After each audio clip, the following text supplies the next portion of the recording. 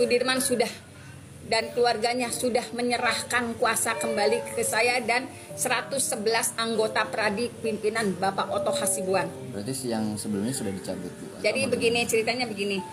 Pada tanggal, saya kan dapat informasi tanggal 19 Agustus 2024 kalau Sudirman sudah ada di Bancai. Tetapi di balik informasi itu saya juga punya kesedihan, keluarganya punya kesedihan karena pada tanggal 14 Agustus 2024 ada surat pernyataan yang disampaikan oleh Sudirman bahwa dia tidak mau ditengoki oleh siapapun, hanya kedua orang tuanya dan anggota dan pengacara yang ditunjuk oleh Polda Jabar. Artinya kakaknya sendiri nggak bisa nengokin. Nah, berdasarkan surat pernyataan itu saya tentu saja gregetan lah, maksudnya ini kok kenapa Sudirman nggak mau ketemu sama yang lain, sama kakaknya, karena yang bisa berkomunikasi dengan baik itu kakaknya, yaitu Beni Indrayana. Akhirnya saya memaksakan walaupun sudah ada. Setelah sulit ditemui dan dikabarkan hidupnya penuh dengan kemewahan, Sudirman terpidana kasus Pindad Cirebon pun kini melawan. Didampingi keluarganya, Sudirman mencabut kuasa dari pengacara yang ditunjuk oleh Polda Jawa Barat. Sudirman juga membuat surat pemindahan kuasa kembali ke Titin Prilianti dan Peradi. Awalnya Sudirman sulit ditemui sejak dipindahkan ke Rutan Polda Jawa Barat pada 23 Mei 2024 lalu. Sudirman sempat hanya bisa ditemui oleh ibu dan ayahnya saja di ruangannya di Dirkrimum Polda Jawa Barat.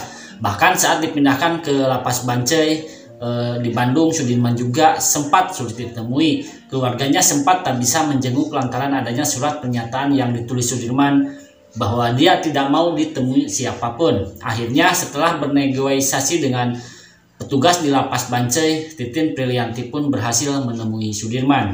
Padahal Sudirman sendiri mengaku ingin bertemu dengan kakaknya dan kedua orang tuanya. Bahkan mereka berpelukan sambil menangis saat pertama kali bertemu. Surat pernyataan itu ditulis tangan oleh Sudirman dan mengatakan ingin memilih pengacaranya sendiri. Surat pernyataan yang ditulis Sudirman itu kemudian dibawa oleh Titin Prilianti ke Peradi untuk diketik ulang lalu diserahkan ke pengacara yang ditunjuk oleh Polda Jawa Barat. Kini Sudirman pun sudah resmi kembali mempercayai kuasa hukumnya kepada Ibu Titin Prilianti. Dengan adanya surat kuasa itu, Bu Titin dan Peradi pun akan segera mengajukan PK Sudirman. Kini Bu Titin dan tim pengacara dari Peradi tengah mengusahakan agar Sudirman segera dikembalikan ke Lapas Cirebon lagi.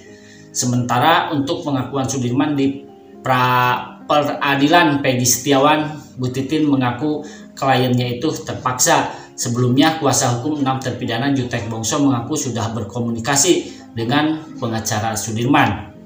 Komunikasi itu dilakukan sebelum pengajuan PK terhadap 6 kliennya. Nah, kepada Jutek, pengacara Sudirman yang lama mengaku akan mengajukan PK juga. Namun menurut pengacara Sudirman mempunyai kasus yang berbeda. Baik, itulah teman-teman informasi hari ini. Wassalamualaikum warahmatullahi wabarakatuh.